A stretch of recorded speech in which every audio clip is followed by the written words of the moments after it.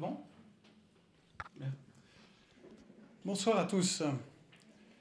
Le mois dernier, Monseigneur Jean-Louis Bruguès a reçu la lourde charge de la part du Père du Plessis d'introduire et d'inaugurer ce parcours des passeurs d'espérance, consacré, comme nous le savons, à la liberté cette année.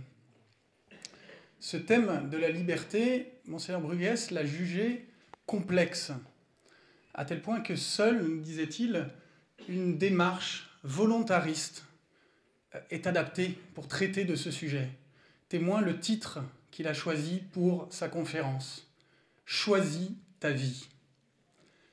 Cette dimension, cet intérêt pour la liberté qui est porté par l'Église, elle rencontre aussi un intérêt très fort dans notre temps, dans notre époque.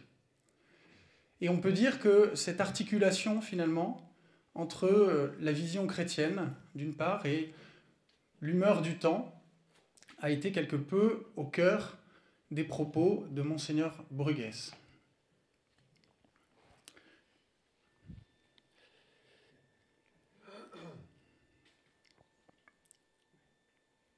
Six dimensions ont structuré ensuite son propos. Le désir puissant de se faire soi-même, le désir de ne pas être héritier, de ne pas dépendre au fond des autres, est un marqueur puissant, nous disait-il, de notre temps. Et ce marqueur, cette puissance, il nous la soulignait comme une capacité aussi de s'opposer à ce matérialisme qui lui aussi marque notre temps. Alors, dans ce contexte, que faire de nos déterminismes ? Eh bien, il soulignait que l'Église ne les méconnaît pas. Mais au contraire, l'Église nous invite à les regarder comme autant de briques, autant d'éléments qui peuvent nous permettre de structurer nos vies et de structurer notre liberté. C'est dire combien, d'après lui, il n'y a pas de liberté absolue. Mais, dans le même temps, l'Église nous invite à considérer qu'existe une véritable capacité de liberté dès lors qu'il y a dignité.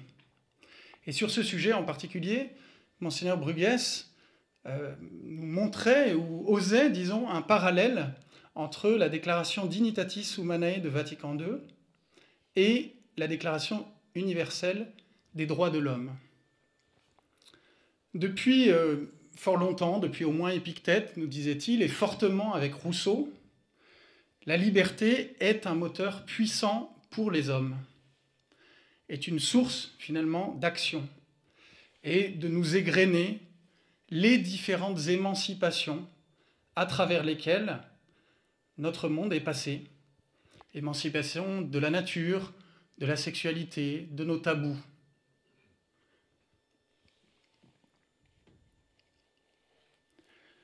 Gaudium et Spes, autre texte de Vatican II, encourage les hommes à rechercher cette liberté. Mais à la fois, la vision chrétienne, c'est de dire, au fond, avec cette liberté nouvelle, es-tu plus heureux ? Grande question qu'il nous invitait à considérer. Monseigneur Bruguès soulignait ensuite combien la liberté, au fond, a partie liée avec l'amour. Aimer, nous disait-il, vous en souvenez, c'est toujours vouloir aimer. Et pour cela, il l'avait illustré, je pense que chacun d'entre nous s'en souvient, par un texte magnifique et bien lu, très bien lu, du journal d'un curé de campagne de Bernanos. Et pour conclure, Monseigneur Bruguès soulignait encore plusieurs caractéristiques de la liberté vue par les chrétiens. Cette liberté, nous disait-il, elle est une Pâque, un passage, au fond toujours, d'une condition de pécheur vers un régime de sanctification. Cette liberté, pour un chrétien, elle est pour tous, sans préjuger de notre condition, de notre situation. Cette liberté, elle est possible, elle est rendue possible par la puissance de l'Esprit. Et cette liberté, bien sûr, elle n'est pas un privilège, elle doit toujours être entendue comme un plus grand service, une capacité de plus grand service de la charité. Et pour finir sur ces caractéristiques, il soulignait en citant saint Paul ce paradoxe, finalement, que nous sommes invités à passer d'une situation d'esclave du péché, je le disais, à une situation d'esclave de la justice. Et enfin, pour conclure son propos, Mgr Bruguès nous rappelait l'importance des témoignages. On se souvient qu'il avait cité l'exemple de cette religieuse qui a permis de libérer 109 otages. L'importance des témoignages dans notre vie, effectivement, pour structurer cette liberté, et cette importance, elle commence dès le plus jeune âge. C'est pourquoi il est important et tout à fait adapté que nous parlions aujourd'hui d'éducation, d'école et de ses rapports avec la liberté. Et pour cela, nous avons donc le plaisir de vous recevoir, Monsieur François-Xavier Clément. Donc vous êtes philosophe de formation, enseignant, directeur d'établissement scolaire, directeur de l'enseignement scolaire également, auteur d'un livre sur l'éducation, et je crois fondateur, je crois que c'est marqué quelque part, de Saint-Joseph Éducation. Vous nous le direz peut-être davantage. École et liberté. D'emblée, deux dimensions peuvent nous interpeller sur ce sujet. La liberté éducative. Nous le savons, nous sommes dans un pays dans lequel, depuis plusieurs centaines d'années, le besoin peut-être d'uniformiser le corps social, de l'homogénéiser du moins, a conduit l'État à prendre en charge de façon, avec des allers-retours, mais de plus en plus homogène, l'éducation.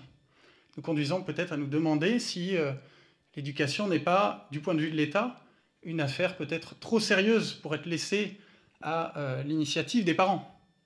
Ou peut-être nous pouvons nous poser la question contraire. La liberté et l'éducation également dans le sens où l'école peut être, et peut-être doit être, celle qui va nous aider à construire cette liberté. On l'a compris dans la conférence de Mgr Bruguès, la liberté, elle est un don, mais elle est aussi une construction quelque part. Et donc, comment donner les clés de cette construction, d'une juste construction de la liberté, à nos jeunes ? L'amiral Loïc Finaz est un retraité de la marine française qui a commandé l'école de guerre. Alors c'est une école qui est peut-être particulière par rapport à celle dont nous aurons à traiter ce soir, mais il disait ceci à propos de cette école: ce qui se joue ici, c'est d'augmenter la probabilité que les officiers se comportent en héros. Et il ajoute, les vertus de l'héroïsme, c'est le sens, le don et le courage. Comme chrétiens, nous savons que l'héroïcité des vertus, c'est la première marche vers la sainteté. Et donc, cette phrase-là peut-elle nous éclairer, peut-être, sur le sens de la construction de la liberté ? Une autre phrase, c'est celle de Madeleine Danielou, qui disait, elle aussi à propos d'éducation, « Notre rôle comme éducateur, c'est de libérer la source, c'est de tracer le dessin du fleuve.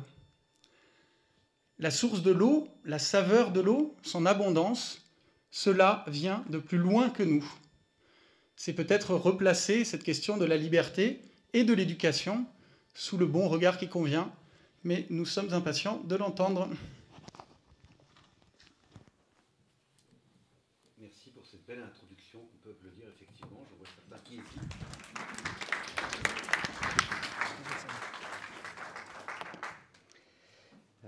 Merci, Monsieur l'abbé, donc de votre accueil. Et puis, c'est une joie pour moi de revenir à Toulouse. Parler de la liberté et de l'école, c'est effectivement un sujet qui revêt deux dimensions, comme ça vient d'être excellemment dit par Henri de Préval, et je vais me tenir à traiter ces deux grandes dimensions, à la fois la question de la liberté de l'école, la liberté d'initiative scolaire, et puis d'autre part la mission de l'école qui me semble être éminemment l'éveil de la liberté des enfants qui nous sont confiés comme éducateurs. Et puis dans un troisième temps, eh bien, on parlera des défis d'une éducation intégrale, notamment compte tenu, je dirais, de l'enjeu de la liberté dont on va parler ce soir, dans la perspective de la fin la plus haute, de la finalité la plus haute, c'est-à-dire l'espérance de la vie éternelle.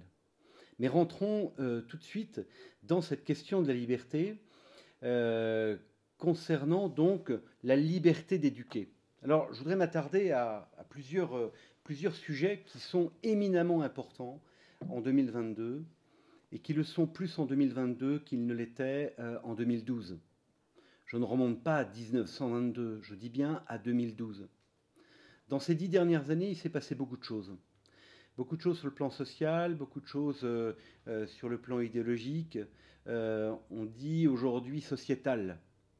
Terme, comment dire, légèrement flou que les sociologues ont inventé pour eh bien, fonder une évolution législative dans le pays quand ils mettent en avant le fait que désormais on ne parle plus de la famille mais des familles, par exemple. Parler de la responsabilité éducative renvoie nécessairement pour nous, et de façon assez naturelle, à la parentalité. C'est-à-dire que quand on parle d'un enfant et de son éducation, nous vient assez naturellement à l'esprit eh bien, la mission des parents. Depuis une dizaine d'années, c'est non seulement de moins en moins clair, mais il est de plus en plus évident que la famille a pris un certain nombre de coups de boutoir qui conduisent à penser que la mission de l'éducation est, comme le disait à l'instant Henri en introduction, une responsabilité peut-être trop grave pour être assumée par les parents. Alors je vais essayer de rentrer un petit peu dans cette thèse pour essayer de voir ce qu'il y a derrière. Pourquoi elle serait trop grave pour être confiée aux parents ? Peut-être parce que les parents sont considérés désormais comme n'ayant pas eh bien, les compétences, les capacités à assumer leurs responsabilités. Et quand on voit le nombre de mineurs que l'on trouve dans les rues à faire absolument n'importe quoi dans notre société, on est en droit effectivement de s'interroger sur la capacité des parents à assumer. Quand on voit l'état même de l'école, des collèges, des lycées, et le comportement de ces élèves, on peut se dire, mais que font les parents ? Est-ce que vraiment, finalement, est-ce que l'État n'a pas raison de venir, d'une certaine manière, au secours des parents ? Et quand M. Payon, mais ce n'est pas le seul, parce que M. Papendiaï a répété les mêmes propos tout récemment, nous disent, comme ministre de l'Éducation, il faut absolument retirer les enfants au déterminisme sociaux, éthiques, religieux de leurs parents. Il faut les mêmes, Payon disait, il faut les arracher à ces déterminismes-là, pour leur permettre de connaître une sorte de vivre ensemble où on va éviter tous les points saillants. Vous voyez, on va éviter tout ce qui pourrait, à un moment donné, eh bien, gêner ce vivre ensemble et empêcher que certains ne participent pas à la tolérance générale. Alors, évidemment, cette thèse, elle doit, normalement, vous heurter un petit peu. Vous devez vous dire, non mais, bien gentil, il n'en est pas question. Évidemment, mais pourquoi ? Parce qu'en fait, dans votre cœur, vous avez probablement inscrit que vos enfants, eh bien, sont votre première responsabilité, votre devoir d'État, et que l'avenir de vos enfants, le geste éducatif que vous posez sur eux, etc., eh bien, vous revient en propre. Alors rappelons quand même que vos enfants ne sont pas vos enfants, et on y reviendra. Vous êtes dépositaire des enfants.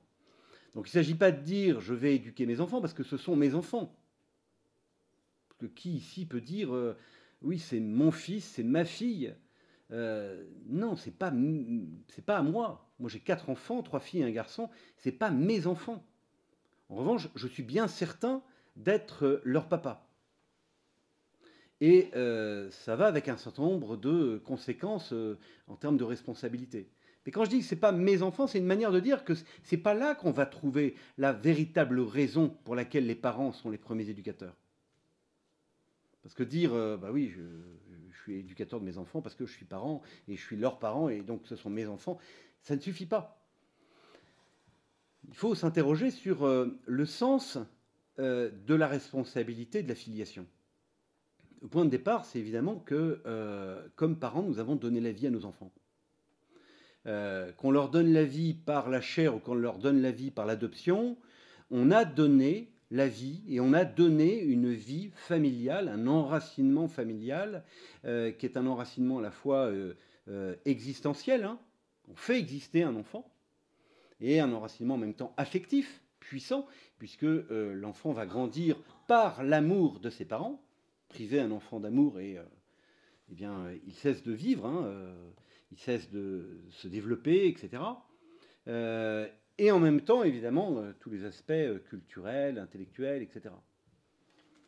Les parents sont les premiers éducateurs, non pas au sens où ils sont les premiers à éduquer l'enfant, dans le temps, dans la chronologie, mais ils sont premiers éducateurs au sens latin du mot. Dans le texte latin, quand on parle des premiers éducateurs, on dit principal éducateur. Et principal, ça revient à la notion de principe. C'est-à-dire qu'en tant que parents, nous sommes au principe de l'éducation des enfants. Au principe, ça veut dire que dire que nous avons une responsabilité peut dire. Est-ce qu'on est vraiment libre de s'occuper ou non de nos enfants? Je ne crois pas. Alors oui, on est libre de donner la vie. Et on est libre probablement d'en assumer toutes les conséquences. Mais il y a un devoir éminent dans le cœur de tout parent de s'occuper, de prendre soin de ses enfants. Cet engagement et cette responsabilité, elle fonde ensuite toutes les délégations qui vont venir avec. C'est-à-dire que quand vous confiez votre fils ou votre fille à sa grand-mère, eh bien, vous faites en sorte, vous veillez, ou vous avez confiance, ou vous pensez, vous le formulez comme vous voulez, mais que ça se passe bien. Et qu'il y ait une forme de cohérence, même si je sais bien qu'avec mamie, tu peux manger plus de bonbons, ou qu'avec mamie, tu as le droit de regarder des dessins animés, ou que... Mais globalement, c'est la cohérence éducative. Et si c'était totalement incohérent, et s'il y avait un vrai problème, bah, il irait plus chez sa mamie. Et en fait, ce qui vous importe, c'est qu'il y ait une cohérence d'affection, une cohérence de joie, une cohérence pour votre enfant, même à cette petite échelle familiale, c'est important pour vous. Après, il y a les délégations qui sont un peu plus larges, délégations des clubs, des activités, du conservatoire, voire de l'école. Et là, évidemment, on rentre dans une toute autre délégation. Et entendez bien, je n'ai pas encore parlé de l'État. Et je ne parle pas de l'État parce qu'on parle de la famille. C'est-à-dire que le point de départ de l'éducation, c'est un enfant qui naît dans une famille. Ce n'est pas un nouveau citoyen pour la nation. C'est d'abord et avant tout un enfant qui naît dans une famille. Alors certes, hein, il va y avoir l'état civil, il va être déclaré, très bien, bon voilà. Et il est de cette nation, il est de cette terre, il est de cette patrie, très bien. Mais au point de départ, il est dans une famille. Et quand, vous voyez, dans l'idéologie d'un Péon, par exemple, il y a l'idée qu'il faut d'abord et avant tout les reconnaître comme citoyens. C'est la pensée rousseauiste.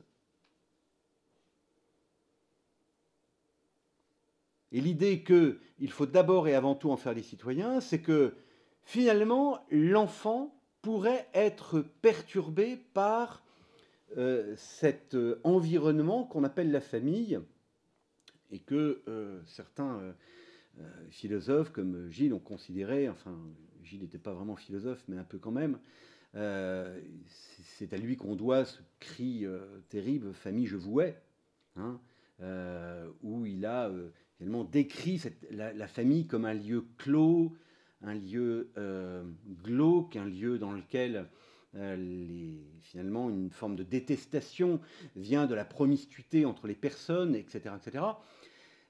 Et finalement, il faut déconstruire la famille. Et on se retrouve là dans toute l'idéologie 68, selon laquelle la responsabilité éducative, eh bien, elle devient un collectif.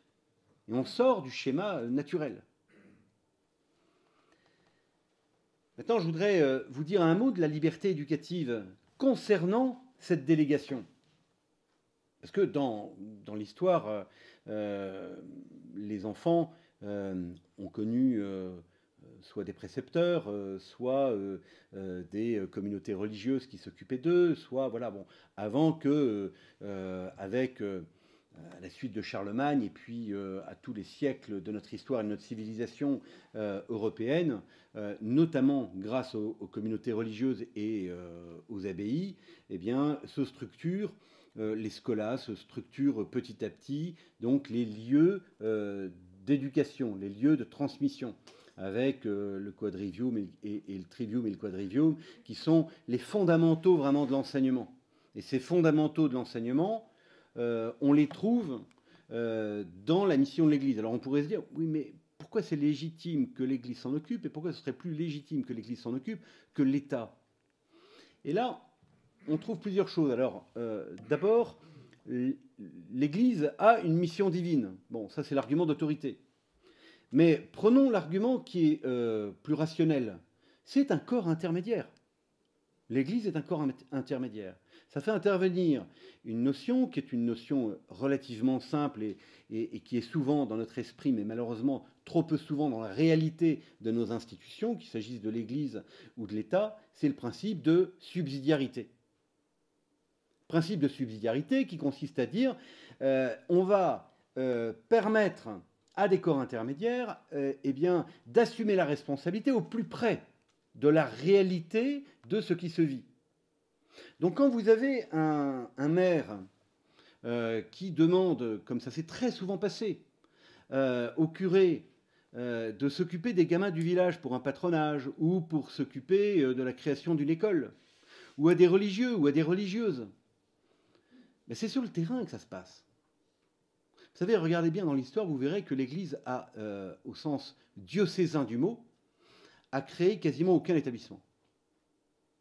L'Église, au sens institutionnel du mot, hein, des évêques ont créé quasiment aucune école, aucun établissement. Il y en a quelques-uns, il y a des exceptions, mais c'est très rare. La plupart du temps, c'est né sur le terrain, dans un village. Un prêtre, des religieux, des religieuses, ou des chefs d'entreprise pour leurs ouvriers, comme c'était le cas dans le diocèse où j'étais, du côté de Saint-Étienne, où la société BSN, pour ses ouvriers, avait créé une école de garçons et une école de filles à la fin du 19e, de chaque côté de l'église, qu'elle avait confiée aux pères maristes. Et on connaît plein d'histoires comme ça. Dans le diocèse de Saint-Étienne, l'école la plus ancienne, on a fêté son anniversaire, et ce n'est pas du tout la plus ancienne de France, on a fêté son anniversaire quand j'y étais, 350 ans. C'était une école des Sœurs de Saint-Joseph qui était née du besoin de donner à des jeunes filles qui étaient tombées dans l'errance ou la prostitution ou la misère, des jeunes filles qui, pour nombre d'entre elles en plus étaient mères, d'apprendre un métier. Il fallait leur apprendre un métier, donc ils avaient constitué ce lieu de formation, savoir-être, la tenue, un métier, un peu de culture, savoir écrire, savoir lire, etc., etc. Les fondamentaux. Et l'Église ne s'est jamais posé la question comment je vais structurer un réseau d'établissements scolaires. Pourquoi? Parce qu'en fait, à l'origine, c'est tout simplement l'appel du Christ à la charité. Et il y a deux grandes orientations caritatives, des applications de la charité évangélique. C'est d'un côté l'éducation et de l'autre tout le milieu sanitaire et hospitalier, qui sont les deux grands domaines, finalement, de la vie charitable de l'Église, dans lesquels domaines l'Église n'a jamais été, on ne s'est jamais posé la question de la légitimité d'avoir eh bien, des hôpitaux ou des cliniques ou des maternités tenues par des religieuses ou des religieux. On ne s'est jamais posé la question, on trouvait ça absolument magnifique, formidable, il y en a dans le monde entier encore aujourd'hui. Eh bien, il en va de même pour l'éducation. Et pour la même raison, c'est-à-dire que l'Église est dépositaire à la fois d'un trésor d'anthropologie, et je vais y revenir, et en même temps, donc d'une conception de l'homme, et en même temps, eh bien, d'une mission de charité, c'est-à-dire de prendre soin du prochain dans la situation qui est la sienne. soit qu'ils soient infantes, c'est-à-dire qu'ils soient incapables, dénués de parole et encore immatures, et donc l'enfant, soit qu'il soit enfant et qu'il ait besoin d'être aidé pour sa croissance, soit qu'il soit, je dirais, malade, impotent, handicapé et qu'il ait besoin de la charité sanitaire pour vivre.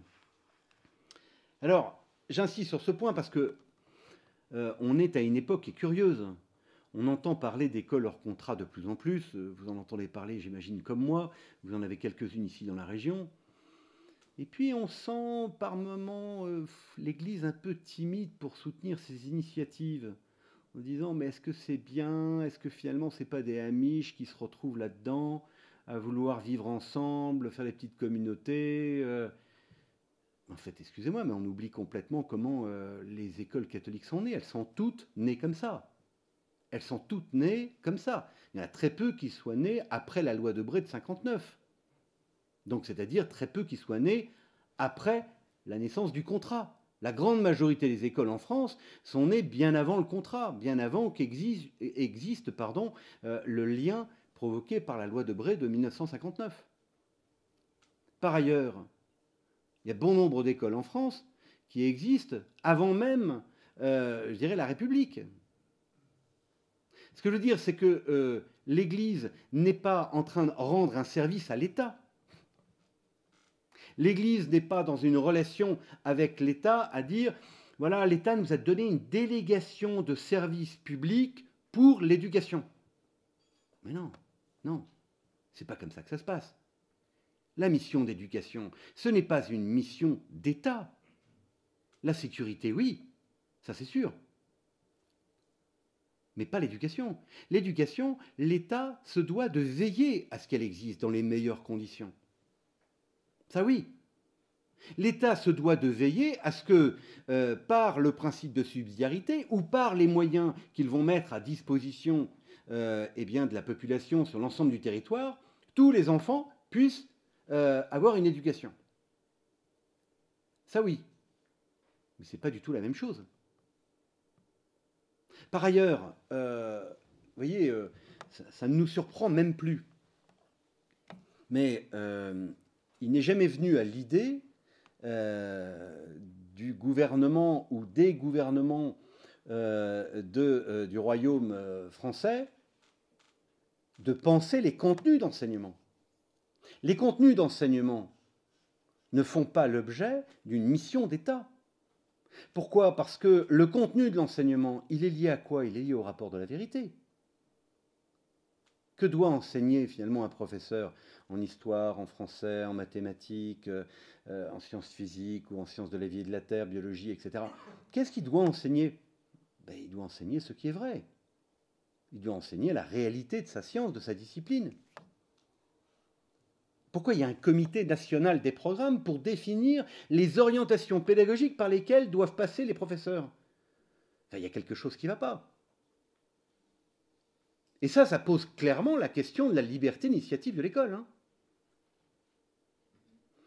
Après, c'est sûr que quand l'Église fonde des établissements scolaires, elle les a toujours pensés ouverts à tous, et deux, dans la gratuité.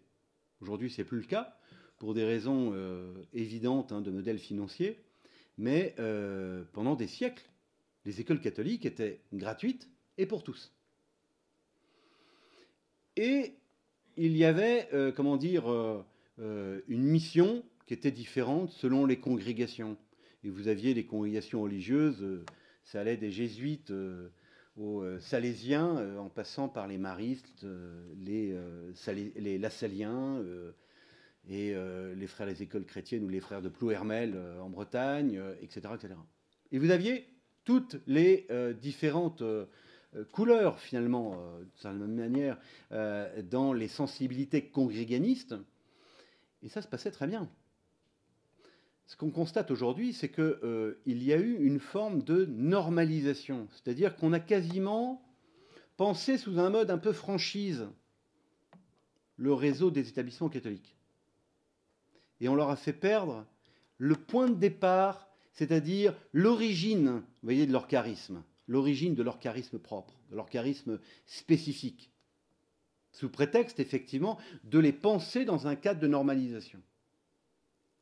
Alors, évidemment, avec des exceptions et puis avec des nuances, hein, mais globalement, on n'a plus ce que l'on a pu connaître à une époque, c'est-à-dire des écoles qui avaient été pensées dès le départ librement pour un territoire, qui était très clairement populaire, avec une part de solidarité très importante, avec des disciplines qui n'étaient pas trop poussées pour permettre aux élèves à la fin du collège d'apprendre un métier, etc. Et puis d'autres établissements dans des environnements plus portés sur le plan culturel, qui allaient pousser les élèves vers les études supérieures, etc.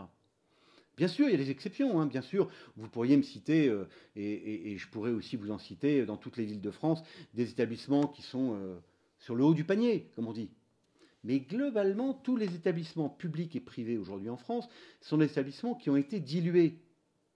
Dilués pour s'ouvrir à tous. C'est-à-dire que sous prétexte d'être ouverts à tous, on a voulu penser leurs enseignements accessibles à tous. Vous voyez ? On a voulu penser leurs enseignements accessibles à tous. Or, ce n'est pas, vous voyez, l'origine de la mission. Je poursuis cette réflexion sur la question de la liberté d'éduquer en insistant sur ce qu'en dit le droit canonique. Alors, je ne vais pas vous fatiguer avec le droit canonique, parce que il y en a même certains qui l'enseignent peut-être ici, mais c'est quand même important. Le code de droit canonique, vous voyez, c'est un peu, pour ceux qui connaissent le droit, c'est le Dalloz de l'Église. Bon. Moi, j'aime bien y retourner parce que parfois, on est surpris du décalage avec la réalité. On est surpris. Notamment sur l'éducation, je vous assure. Il y en a certains, dans certains diocèses, qui feraient bien de relire l'article 795 sur, donc on dit le canon 795 sur l'éducation catholique. Ils seraient surpris. Ils seraient surpris. C'est l'éducation intégrale, c'est pas moi qui l'ai inventé, hein, c'est dedans. Le terme d'éducation intégrale, il est dans le catéchisme de l'Église catholique, il est dans le code de droit canonique, il est dans le texte du Concile Vatican II, donc on est appelé à cette éducation intégrale. Dans le code de droit canonique, vous avez cette responsabilité des parents d'abord qui est rappelée. Voilà, les parents, ainsi que ceux qui en tiennent lieu, sont astreints par obligation et ont le droit d'éduquer leurs enfants. Les parents catholiques ont aussi le devoir et le droit de choisir les moyens et les institutions par lesquelles, selon les conditions locales, ils pourront le mieux pourvoir à l'éducation catholique de leurs enfants. Là, on est vraiment sur les conditions de la liberté d'éduquer ses enfants. Les parents ont aussi le droit de bénéficier de l'aide de la société civile que la société civile doit fournir et dont ils ont besoin pour pourvoir à l'éducation catholique de leurs enfants. On entend là donc une subsidiarité montante et descendante, hein, comme il faut, c'est-à-dire qu'on pense la subsidiarité à la fois en haut et à la fois en bas, essaye de voir ce que chacun doit faire sans alourdir et sans créer nécessairement un mammouth. Autre passage important, l'Église a le droit de fonder et de diriger des écoles de toutes disciplines, genre et degrés. Les fidèles encourageront les écoles catholiques en contribuant, selon leurs possibilités, à les fonder et à les soutenir. C'est dans le code de droit canonique. S'il n'y a pas d'école où est donnée une éducation imprégnée d'esprit chrétien, il appartient à l'évêque diocésain de veiller à ce qu'il en soit fondé.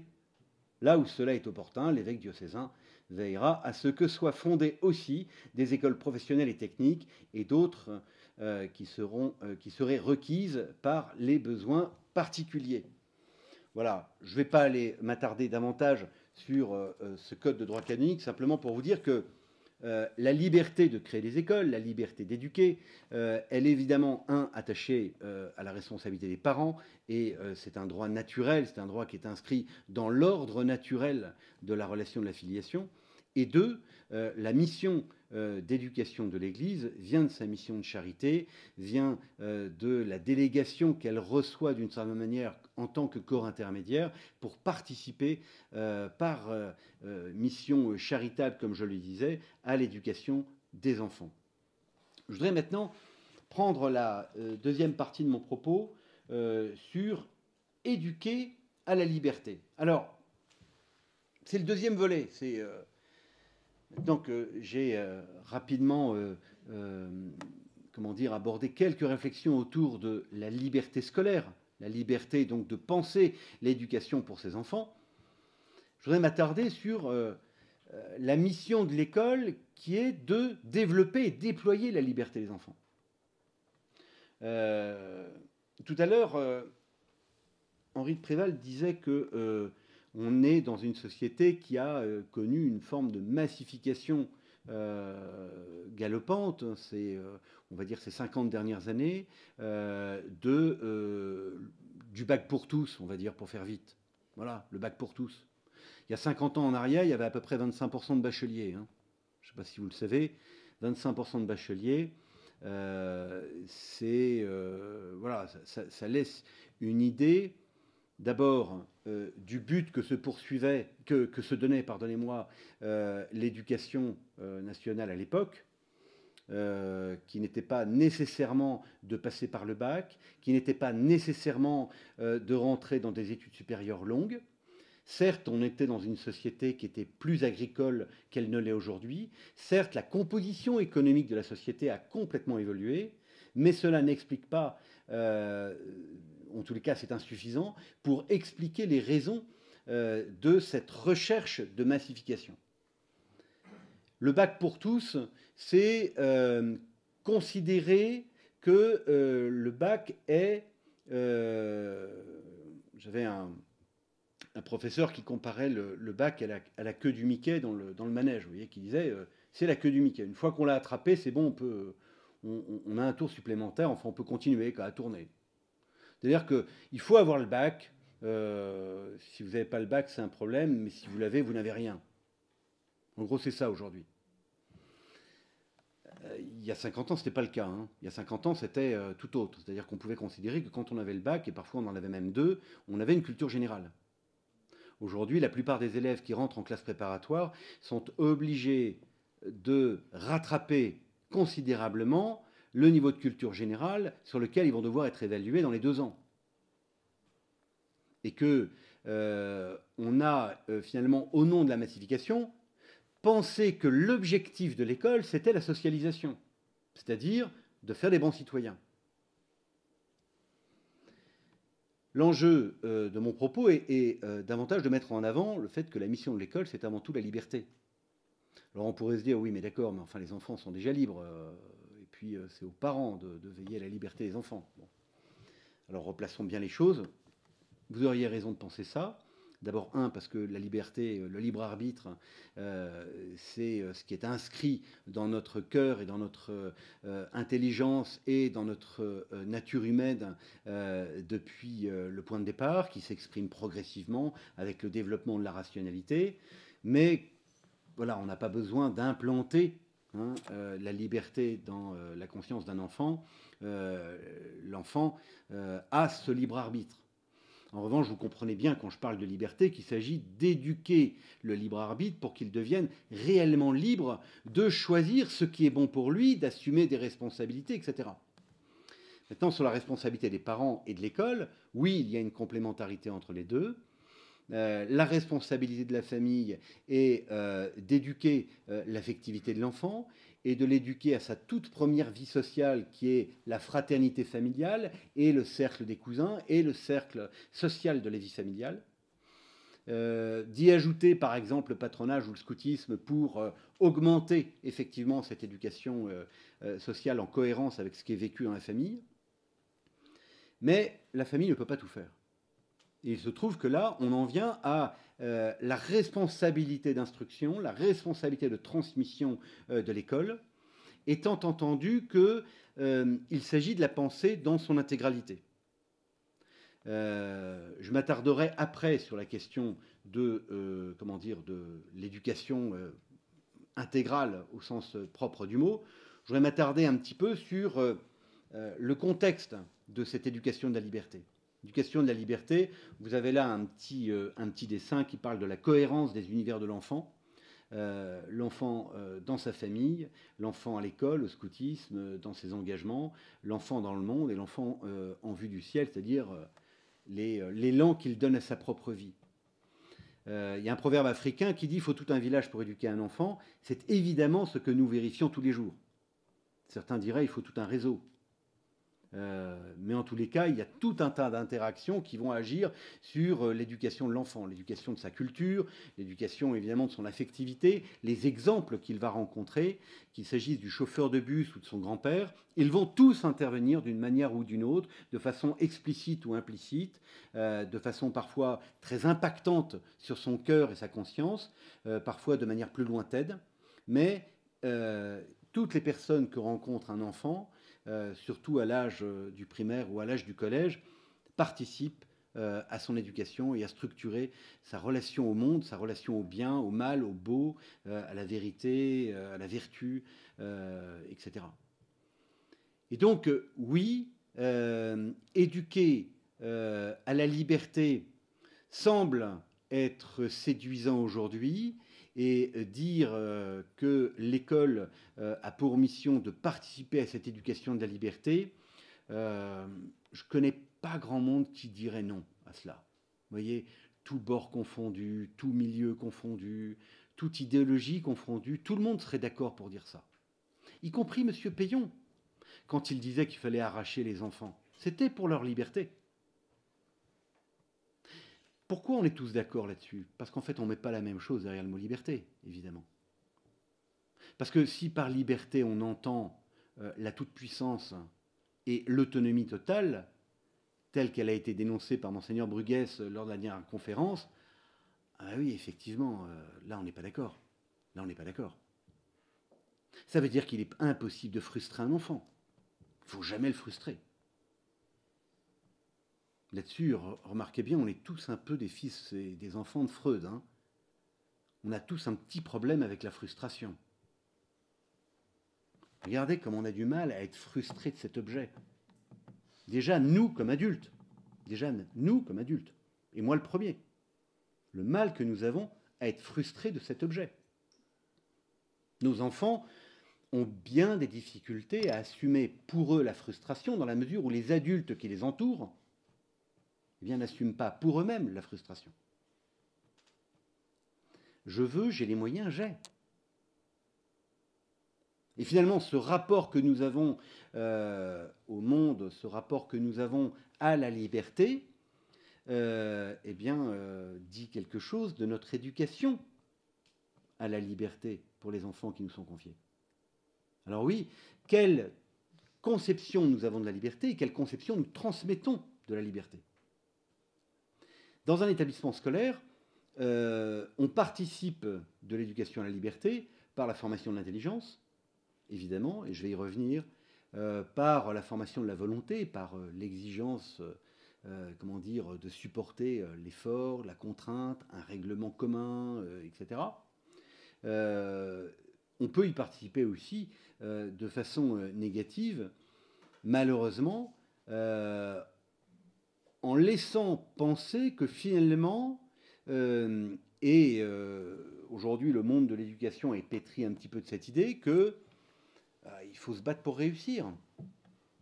Il faut absolument se battre pour réussir. Il faut même combattre pour réussir. Et tu sais, mon chéri, il n'y a que les meilleurs qui sortent du lot. Hein. Si tu veux réussir, il faudra faire une grande école. Et puis, ça veut dire une prépa, ça veut dire qu'il faut que tu sois excellent en maths. Et puis, non, il faut que tu bosses, sinon tu t'en sortiras pas. Hein, ça, crois mon expérience. Hein, c'est pas avec ton 13 de moyenne générale là que tu vas t'en sortir au cas où, quoi. C'est pas possible. Il faut absolument que tu passes à la vitesse supérieure. Hein, c'est tes études supérieures et tout ton avenir qui est en jeu. En fait, dans ce discours, qu'est-ce qu'il y a? Il y a une grande confusion, vous voyez, entre ce qui est important et ce qui est essentiel dans l'éducation d'un enfant.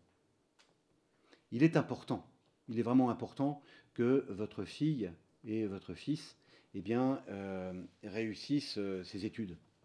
C'est vraiment très important qu'ils travaillent régulièrement ces différentes matières de collège ou de lycée.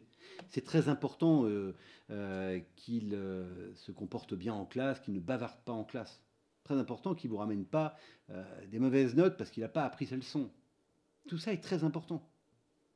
Mais permettez-moi de vous dire qu'il est en revanche essentiel que votre garçon ou votre fille ait de bonnes amitiés et une bonne conception de la vie affective, de la fidélité dans l'engagement, de la parole donnée. Qu'il ait une conception de la personne qui ne soit pas instrumentalisée. Les autres au service de moi. Vous voyez, etc. Et finalement, on a tendance à confondre l'important et l'essentiel. On a tendance, regardez bien dans nos réactions avec nos enfants, à s'emballer sur des choses importantes et à laisser complètement passer des choses essentielles. Et quand je distingue l'important de l'essentiel, je veux distinguer tout simplement ce qui engage toute une vie, c'est-à-dire une vie conjugale, une vie familiale, une vie sociale, la capacité à assumer des responsabilités dans sa vie, tout ça se traite dans ce qui est essentiel dans l'éducation. D'une certaine manière, je vais peut-être vous choquer, mais ça me fait de belles jambes que le petit Guillaume de 4e, il ait du mal en classe. Si par ailleurs, c'est un super petit bonhomme qui prend volontiers des responsabilités, qui est engagé au scout et qui tient sa promesse, qui est le premier à rendre service à la maison ou à l'extérieur, qui a une vie affective bien équilibrée, voyez, et qui est joyeux, bah oui, ça ne veut pas dire que je vais le laisser tomber sur ce qui est important, sur sa scolarité. Évidemment qu'on va exiger des choses, mais à condition de valoriser aussi l'essentiel. Vous savez, ça me rappelle cette histoire du petit gars qui, dimanche soir, il est en 6e, et puis il est 21h, normalement il devrait être couché déjà depuis 1 heure, et puis il arrive avec son petit carnet de correspondance, sa mère est dans la cuisine, et puis il montre le carnet de correspondance maculé de mots de la semaine qui vient de passer, avec quelques mauvaises notes, une retenue. La mère est désespérée. Évidemment, ça se finit avec quelques mots un peu outranciers. Elle l'envoie voir son père qui va signer le truc. Après lui avoir envoyé le carnet dans la figure, va te coucher. Et le gamin s'en va en pleurant. Le même petit bonhomme, pendant le week-end, il avait servi la messe de l'abbé Plessis, du Plessis. Il avait été tout à fait gentil, s'était engagé. Il est engagé au scout, il vient de passer au scout et ça se passe très bien. Et c'est un super petit bonhomme. Il déteste le collège. Il déteste l'école, il déteste le collège. Il a des super copains. C'est un gamin bien équilibré, comme on les aime, joueur, un peu déconneur, mais drôle, joyeux. Et qu'est-ce qui vient de se passer dans sa tête ? Tout d'un coup, là, ce dimanche soir, comme à chaque fois qu'il parle de ses notes ou de son travail ou qu'il apporte une copie, il a l'impression que finalement c'est sacré. Pour ses parents, la copie, là, les notes, les mots pour bavardage, c'est sacré. C'est ce qu'il y a de plus essentiel pour eux. Alors que tout le reste, j'en entends jamais parler, quoi. Jamais. Jamais. En fait, il y a des outrances dans l'éducation d'un enfant qui ne perçoit pas, vous voyez, ces distinctions. Et évidemment, c'est très important pour sa liberté. Vous voyez, il y a une très belle expression que j'ai reprise de la dernière conférence. Je ne sais pas qui a employé cette expression, mais c'est dans cette salle, en tous les cas. C'était dans cette salle avec Monseigneur Bruguès. Il y en a un parmi vous qui a dit, c'était tout à la fin de la conférence de Monseigneur Bruguès, mais finalement, la liberté, c'est choisir son éternité. Je ne sais pas qui a dit ça, mais je trouve ça magnifique. Ça veut dire que si vous avez retenu que celle de la conférence de Monseigneur Bruguès, ben, il n'a pas perdu son temps. Mais comment on choisit son éternité si on n'a pas de distinction dans le cœur et dans la conscience entre ce qui est important, essentiel et sacré ? On ne peut pas. Et finalement, la capacité d'un enfant à s'engager vient effectivement de ce juste amour et de cette juste considération qu'il va avoir, pour ce qui est important, en le distinguant de ce qui est essentiel. Et je ne suis pas en train de vous dire qu'il n'est pas important qu'il donne le meilleur de lui-même en maths, en français, en anglais et dans toutes les disciplines. Et s'il peut être bon, Il faut l'exiger, bien sûr. Mais avant de lui tomber dessus à bras raccourcis parce qu'il a une mauvaise note en français, il faut peut-être s'assurer quand même qu'on a pris le temps de valoriser tout ce qui est essentiel et qui va bien dans sa vie. Alors on peut imaginer que dans mon histoire de tout à l'heure, que le père, finalement, un peu malheureux de la situation, soit allé le voir dans sa chambre. Hein. Et puis soit assis sur le bord de son lit, et puis lui dise écoute, mon chéri, je suis désolé, je me suis un peu emporté. Voilà, je regrette que le week-end se termine comme ça, parce que ça c'est. Le week-end s'est magnifiquement passé. En plus, tu as des très beaux engagements. On est super fiers de toi, mais c'est dommage que tu aies tant de mal à l'école, parce que, tu vois, c'est quand même important. Tu as des vrais talents, tu as des vraies capacités, et c'est dommage que tu passes à côté. Donc je te demande de faire un effort là-dessus. Et ça peut évidemment se finir comme ça. Et là, toc, en quelques instants, les choses se sont remises en place. Et finalement, l'enfant, il perçoit que son père est même capable de lui demander pardon pour sauver l'essentiel. Et ça, c'est puissant. Vous voyez, dans le cœur d'un enfant, ça, c'est puissant. Parce que la liberté, c'est choisir le bien. Hein. C'est ça, la liberté. Et si la liberté, c'est choisir le bien, ça veut dire que l'expression de ma liberté et de mon engagement va dépendre de ma conception du bien. Donc si ma liberté s'arrête là où commence celle des autres, vous voyez, enfin ce genre de formule à prise unique, ou que ma liberté c'est de participer au vivre ensemble et donc la grande tolérance. La grande tolérance. Je dois tout supporter, vous voyez, et ma liberté consiste à tout supporter. C'est sûr que ce n'est pas la même chose que si le bien avec un grand B dans ma vie, c'est le salut, c'est la perspective de la vie éternelle. Et il y a des petits bonhommes de 12 ans, je vous assure, et vous le savez du reste, hein, il y a des petits bonhommes de 12 ans qui ont ça dans le cœur. Et que malheureusement, on abîme gravement et qu'on écrase même gravement en inversant ou en cassant les valeurs dans leur cœur, en leur laissant penser que finalement, c'est plus grave encore de faire une prépa ou polytechnique que d'aller au paradis. Alors ça ne veut pas dire qu'il ne faut pas faire polytechnique, hein. Il y a des très bons polytechniciens, si ça se trouve, dans la salle. C'est excellent. Et évidemment, il faut des grands ingénieurs, c'est excellent.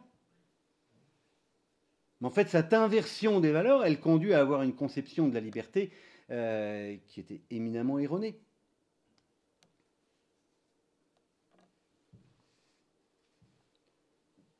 Dans la mission de l'école, il y a évidemment une responsabilité aussi concernant l'éveil et le déploiement de la liberté par l'instruction et la formation de l'intelligence.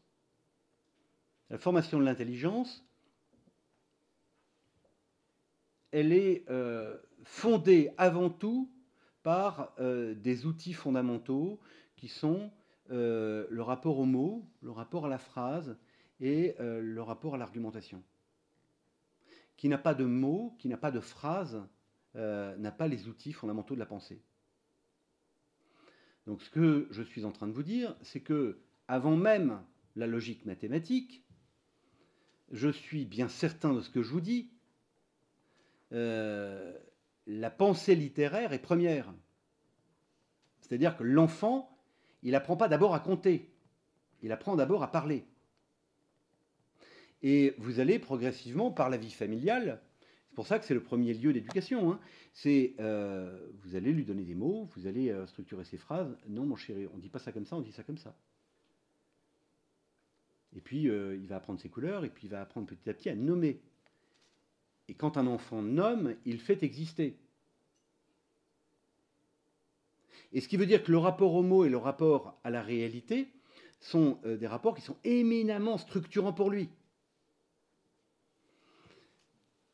Peut-être que vous connaissez les textes de Bossuet, j'aime beaucoup celui-là, les textes de Bossuet dans les échanges qu'il a eus avec le dauphin.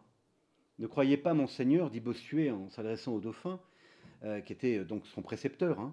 Vous imaginez avoir Bossuet comme précepteur. Ne croyez pas, monseigneur, qu'on vous reprenne si sévèrement pendant vos études pour avoir simplement violé les règles de la grammaire en composant. Si nous laissons vieillir et fortifier cette mauvaise habitude, quand vous viendrez à manier non plus les paroles mais les choses mêmes, vous en troublerez tout l'ordre. Vous parlez maintenant contre les lois de la grammaire, alors vous mépriserez les préceptes de la raison.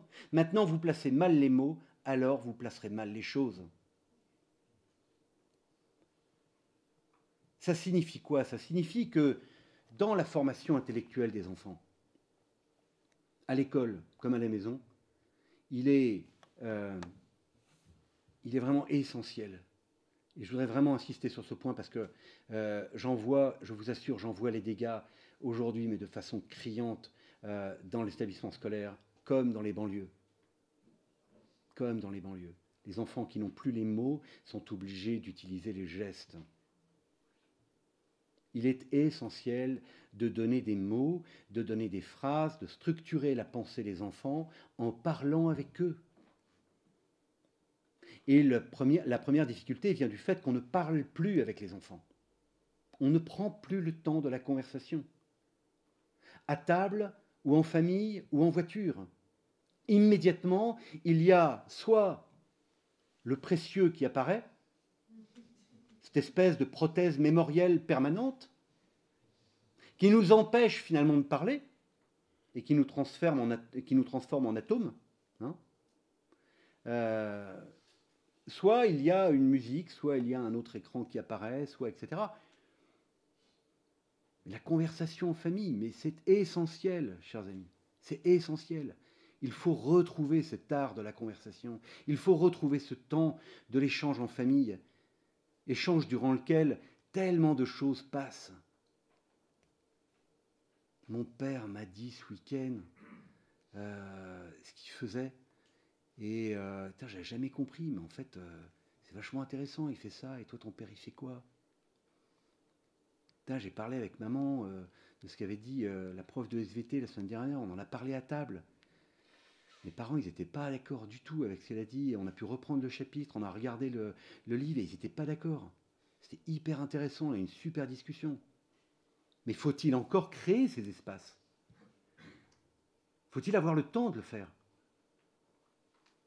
Il faut créer ce temps, il faut redonner du temps à l'échange, à la conversation, les mots, la phrase, l'argumentation. Ça participe éminemment de la formation de la liberté. Parce qu'un enfant qui n'a pas la capacité à penser par lui-même, eh bien, n'allez pas chercher plus loin. Hein. Il sera pensé par d'autres. Hein. Tout comme la question de la mémoire, je faisais allusion, mais je ne peux pas tout développer, mais je faisais allusion à la prothèse mémorielle. Quand vous avez une mémoire externe qui vous sert de mémoire, et que c'est ça votre mémoire tous les jours, c'est un téléphone, un smartphone, où vous avez l'impression de savoir les choses parce qu'elles sont là. Que ce soit un numéro de téléphone ou le dernier Wikipédia sur Napoléon dont vous aviez oublié les dates. Peu importe. La mémoire, désormais, elle est là. Elle n'est plus là.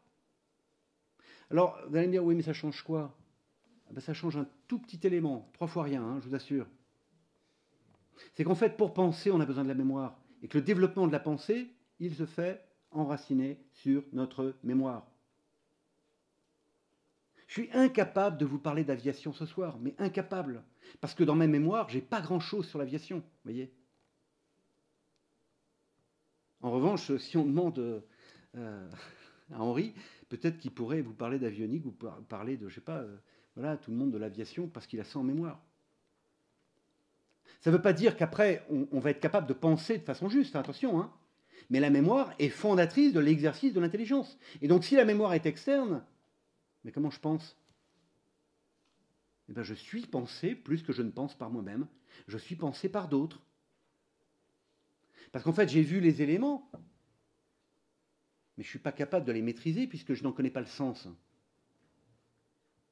C'est vrai pour l'histoire, comme c'est vrai sur le plan politique, comme c'est vrai sur le plan social, comme c'est vrai sur tout un tas d'informations où on est finalement dépendant d'une mémoire externe sur laquelle, en plus, on a peu traité la vérification élémentaire qu'il faudrait pour s'assurer de la fiabilité de l'information. Et vous voyez un enfant qui, alors ça va vous paraître extrêmement vieux jeu ce que je vais vous dire, hein. Mais tant pis, je suis plus à ça près. Bon. Mais je pense que, vous voyez, le rapport à l'écrit, le rapport au livre, le rapport au texte. Alors vous allez me dire, oui d'accord, il est bien gentil, mais comment on fait lire les enfants? Je sais. Je sais. Quand on n'a pas commencé tôt, c'est difficile après. Mais au minimum, lire des textes. Au minimum, lire un journal. Au minimum, lire des extraits. Et quand vous n'y arrivez pas, bah, vous le relisez vous-même. Moi, je connaissais un professeur de français en 4e qui faisait ça. Et qui a passionné ses élèves avec des ouvrages parce qu'elle lisait tous les lundis matins, pendant un quart d'heure, les élèves arrivaient en classe et ils connaissaient le rituel. Elle lisait pendant un quart d'heure un livre. Ben, un quart d'heure, vous avez le temps de lire déjà pas mal de pages, hein, je vous assure, hein, en un quart d'heure. Les gamins, ils décollaient complètement. Lisez à vos enfants s'ils n'ont pas envie de lire. Moi, j'ai démarré plein de livres comme ça avec mes enfants, qu'ils n'avaient pas tellement envie de commencer. Ben, c'est sûr, hein, quand vous lisez un livre de Balzac avec 40 pages de description pour une petite violette au fond d'un jardin, dans le lys dans la vallée, ouais, il faut être sacrément courageux. Vous n'êtes pas obligé de prendre Balzac. Vous voyez? On peut prendre d'autres ouvrages sans tomber dans du Yasmina Reza ou je ne sais trop quoi à la mode aujourd'hui. Vous pouvez tomber dans des livres classiques. Saint-Exupéry, par exemple, avec des garçons, je vous assure, ça marche toujours. Hein. Ça marche toujours. En revanche, il peut être intéressant, effectivement, de commencer le livre. De commencer le livre. Et puis de leur en parler. On revient à la conversation. Alors, qu'est-ce que tu lis en ce moment? Et on en parle. Voilà, je vais terminer mon propos pour laisser du temps pour des questions, en vous parlant donc des défis de ce qu'on appelle l'éducation intégrale. Alors en 2 mots sur l'éducation intégrale, je vous disais, hein, c'est pas du tout une invention personnelle. Le premier qui est parlé d'éducation intégrale et d'humanisme intégral, c'est Jacques Maritain, un philosophe donc, du XXe, et qui a influencé Paul VI, dont il était assez proche pendant le Concile. Ils ont eu beaucoup d'échanges, et notamment sur l'humanisme intégral, et c'est comme ça que le terme d'intégralité est rentré. Il est rentré par la porte de cette amitié et de cette complicité dans certains textes du Concile, notamment dans un texte qui s'appelle Gravissimum Educationis, qui est donc des graves questions de l'éducation. Et donc, l'idée, elle est toute simple, hein, c'est que le but de la vie étant le salut, eh bien, le but de l'éducation est de tout disposer pour que l'enfant puisse choisir pour lui et pour les autres la vie éternelle et le chemin qui mène à la vie éternelle. Et donc tout ce qui concourt à cela doit être articulé autour de sa croissance donc, et de sa croissance intégrale. Alors, déjà pour clarifier les choses, ce petit dessin, j'aime bien ce petit dessin parce qu'il rappelle qu'un enfant, c'est comme une plante, son principe de croissance est interne. C'est-à-dire que ce n'est pas nous qui faisons grandir nos enfants. On peut les éduquer, on peut les nourrir, on peut nourrir leur éducation et leur croissance, mais ce n'est pas nous qui tirons dessus. Vous voyez, comme on tirerait sur une plante pour la faire pousser. Le principe de la croissance intégrale, il est dans l'enfant. C'est-à-dire que c'est l'enfant qui croît intégralement. C'est l'enfant qui se développe dans toutes les dimensions, et c'est l'enfant qui a soif sur le plan intellectuel, sur le plan spirituel, sur le plan affectif, sur le plan physique, dans sa sensibilité, dans son imagination. Il a soif par toutes les pores de sa vie. Et un enfant, il est insatiable, voyez. Et quand je dis qu'il est intégral, c'est qu'à la différence de nous, quand dans nos vies, vous avez des catégories, vous avez même des tenues en fonction de vos états de vie ou en fonction des moments de votre vie. Les enfants, ce n'est pas le cas. L'enfant, il est toujours le même partout. On espère toujours qu'il ne fasse pas une gaffe devant notre belle-mère dont on a dit du mal la veille à table. Parce qu'il ne voit pas le problème. L'enfant, il est assez libre, finalement, au sens de la spontanéité. Pas encore au sens de la qualité de sa volonté, mais au sens de la spontanéité. Et comme il est intégral, il croit intégralement, il a besoin d'être nourri intégralement. Si seulement il pouvait croître tiroir par tiroir, ça nous arrangerait bien. On pourrait se dire, tiens, on va commencer dans les 2 premières années, là, tiroir, donc physique, purement physique. Voilà, purement physique. Puis après, on va, là c'est la mère qui va s'en occuper, et puis le père, il va apparaître au moment des 3 ans, quand ça commence à être un petit peu plus intéressant, il est un peu plus autonome, et là, c'est plutôt la sécurité. Voilà. Et là, il y a 2 ans, on va travailler pas mal sur la sécurité. Mais non, mais ça ne marche pas comme ça. On sait bien, il n'y a pas de catégorie dans le cœur de l'enfant et dans son éducation. L'enfant, il est en permanence éducable par tout ce qui se vit autour de lui. Sachant qu'il y a 3 niveaux d'efficacité dans l'éducation. Il y a les paroles, il y a les actions et il y a l'être. Les paroles, c'est ce que je fais la plupart du temps, c'est totalement inefficace. Il y a peu de chances que vous vous souveniez de mes discours. Il y a très peu de chances. Des idées, oui, parce qu'elles rejoignent la réalité de ce qu'est l'éducation pour vous. Donc il y a peut-être des idées que vous allez retenir, des expressions, des mots, mais un discours, non. Un discours, non. Il y a très peu de chances. En revanche, les actes, oui. Les actes, oui. Si à un moment donné, je tape du poing sur la table en réaction, je dirais, à un propos, ou que on a une dispute avec l'abbé Duplessis sur un sujet hautement spirituel, ouais, tout le monde va s'en souvenir, il n'y a aucun problème. Ça, c'est un acte, c'est posé, c'est un ancrage. Et puis, il y a l'être de la personne. Ce qu'est cette personne, c'est-à-dire son exemplarité. Et dans le premier cas, la parole, on rejoint l'auditif, on rejoint le cerveau avec des catégories qui sont assez faibles, parce que l'enfant, qu'est-ce qu'il perçoit bien de votre discours, votre intention, c'est vrai aussi pour un professeur quand il parle, c'est vrai pour moi ce soir. Est-ce que je choisis toujours les bons mots, vous voyez? Dans les actes, c'est un petit peu plus démonstratif, et là, quand on pose un acte avec un enfant, et que, par exemple, un enfant qui a une écriture défaillante et que vous voulez aider à mieux écrire, à bien faire ses majuscules, à bien tenir sur une ligne, etc., mais le meilleur moyen, c'est de le faire avec lui. C'est de le faire avec lui. Et de lui tenir le poignet, et de lui montrer la composition. C'est sûrement pas de lui dire ce qu'il doit faire. Mais compose tes lettres correctement. Ça rime à rien, je vous assure, et ça marchera jamais. C'est pourtant simple de faire un A. Tu montes, tu descends, tu redescends, tu vois, c'est simple. Mais il ne comprend rien. Il faut un geste. Et donc il faut un acte. Vous voyez, il faut que ça soit incarné. C'est le rapport entre donc la main et la pensée, là. Et puis, 3e dimension, c'est l'être, c'est l'exemplarité. Et dans l'éducation intégrale, c'est fantastiquement important, parce que c'est ce qui reste le plus durablement dans le cœur d'un enfant. Si vous fermez les yeux là 2 minutes et que vous essayez de vous rappeler vos professeurs ou vos éducateurs, ou un grand-père ou une grand-mère, quelqu'un qui vous a marqué, qui est parti, essayez de vous souvenir de paroles qu'elle a tenues. Ça va être difficile, je vous assure. Peut-être que vous avez des expressions qui vont revenir. Mais des discours, vraiment, non. En revanche, l'exemplarité, la cohérence, vous voyez, la cohérence de ces personnes. La cohérence, l'exemplarité d'un éducateur, c'est un ancrage d'une profondeur incroyable dans le cœur d'un enfant. C'est ce qui fait la gravité des scandales, des contre-exemples.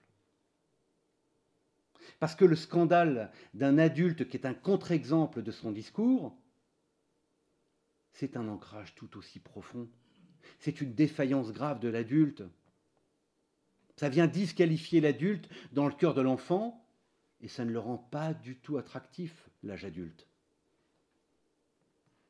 Alors que l'adulte qui tout à l'heure, ce jeune père de famille qui est revenu dans la chambre de son fils le dimanche soir, là, qui est venu lui demander pardon,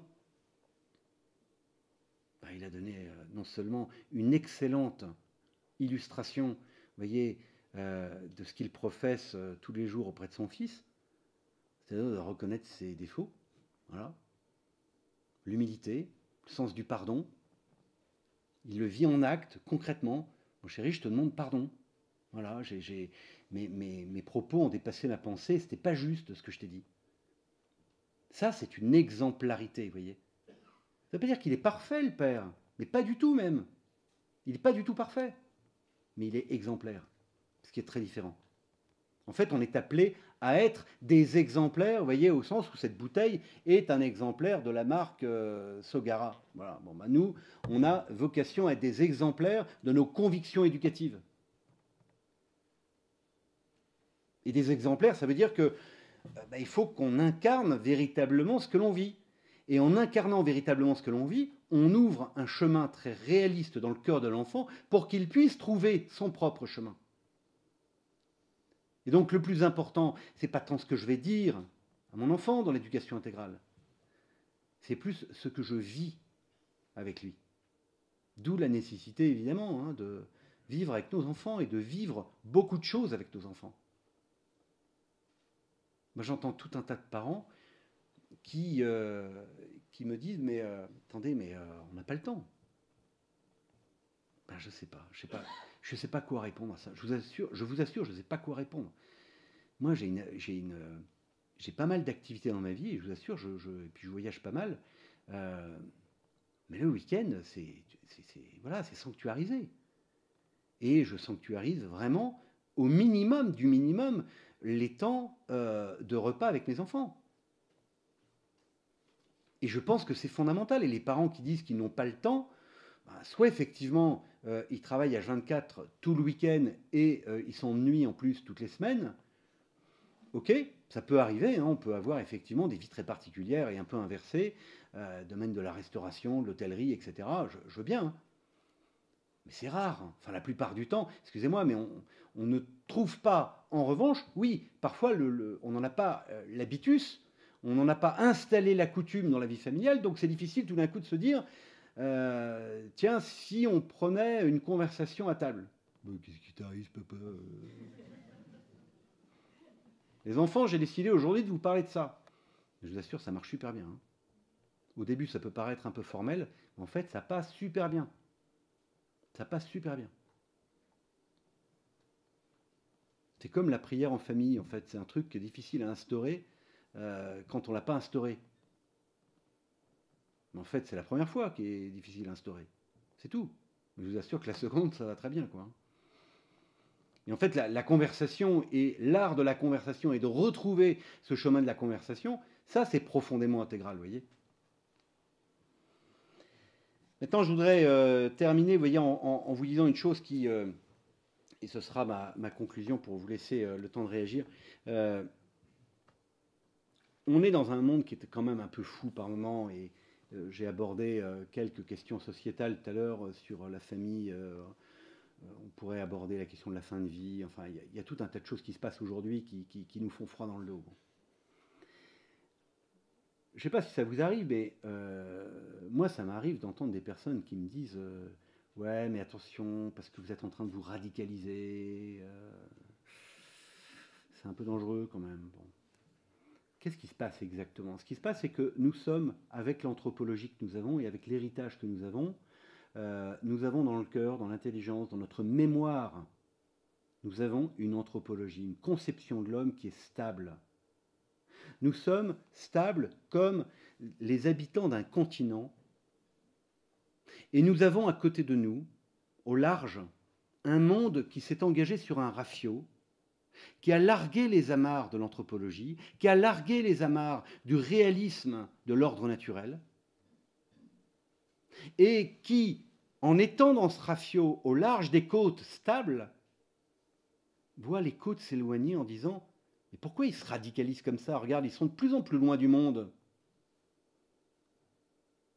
Principe de relativité. C'est que la plupart des gens qui sont sur ce rafio sont trop jeunes pour avoir connu le monde ancien. Et la plupart de ces gens sont déjà des héritiers de la déconstruction des années 60. C'est-à-dire des gens qui pensent très sincèrement qu'on est en train de se radicaliser. Et qu'on est en train de rappeler des vieilles lunes de l'ordre naturel, vous voyez, etc., etc. Bon. Non, je vous assure que non. Je vous assure qu'on est sur un continent stable et qu'en fait, on cherche simplement à garder les invariants précieux de l'intention du Créateur dans notre nature humaine. C'est tout. Voilà. On cherche juste à garder, vous voyez, ces invariants précieux, en se disant, qu'est-ce qui fait une femme, qu'est-ce qui fait un homme, qu'est-ce qui fait une famille? C'est quoi les fondamentaux de l'éducation d'un enfant? Qu'est-ce qui permet de construire la liberté? Pourquoi c'est mieux d'être fidèle plutôt que d'être infidèle? Quand ce monde nous propose effectivement des sites qui organisent votre adultère, vous voyez, finalement on se dit, mais oui, mais en fait, ils sont complètement fous sur ce rafio. Alors il y en a certains parmi vous qui passent la semaine sur le rafio, hein. J'en ai conscience.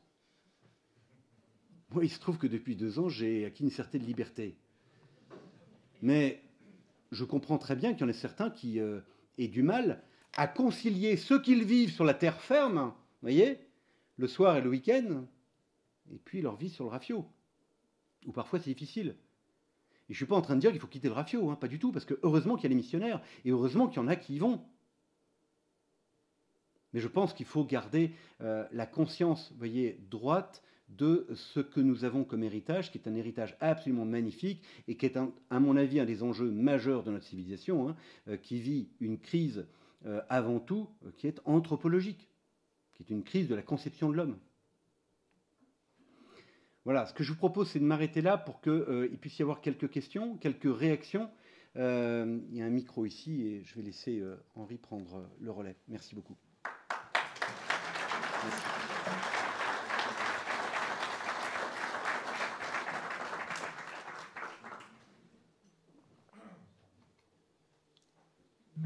Merci beaucoup. Et effectivement, on va écouter quelques questions. Ou pas. Ou réaction, hein.